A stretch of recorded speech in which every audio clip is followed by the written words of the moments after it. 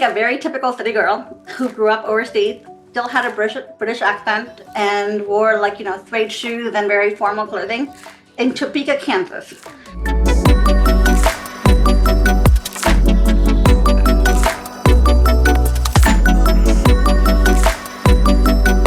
I will trace it back to being a 16-year-old intern reporter in Topeka, Kansas. So I think a very typical city girl who grew up overseas, still had a British accent, and wore suede shoes and very formal clothing in Topeka, Kansas. My first assignment was to go cover a rodeo. Okay, pre-Google, the only time I heard the word rodeo was I think in a Nancy Drew book. And the only animals I've ever known were either in a zoo or in a book. So suddenly looking at horses and calves and steers and bulls, I'm like, what the hell? Talk about being lost. And it was a complete culture mishmash, and the accents did not help. There is a huge difference between a rural Kansas accent and my very British accent.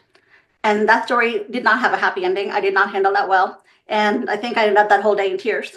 But what I learned from there is how to talk to anybody about anything. And that's really what journalism teaches you. Being a reporter in a small town newspaper, it's like no other experience.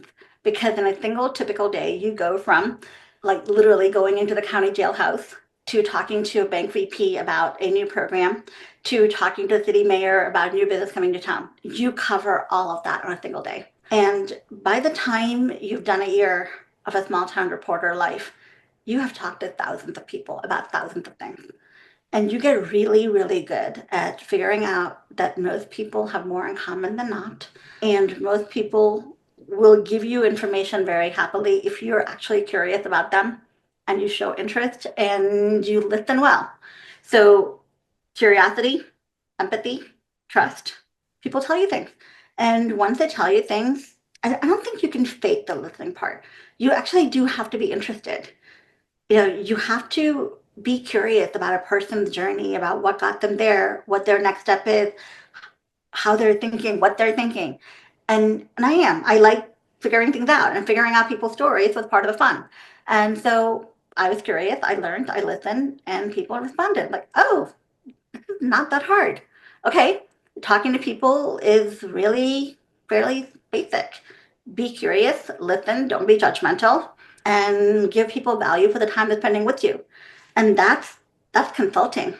Every time somebody's spending some time with you, they're giving up some of their time so that you can learn, so that you can pick up something. So what are you giving back to them? If you can consistently give something back for the time people are spending with you, then yes, people will talk to you and they will share things with you. And life becomes so much easier when you can listen and talk to people.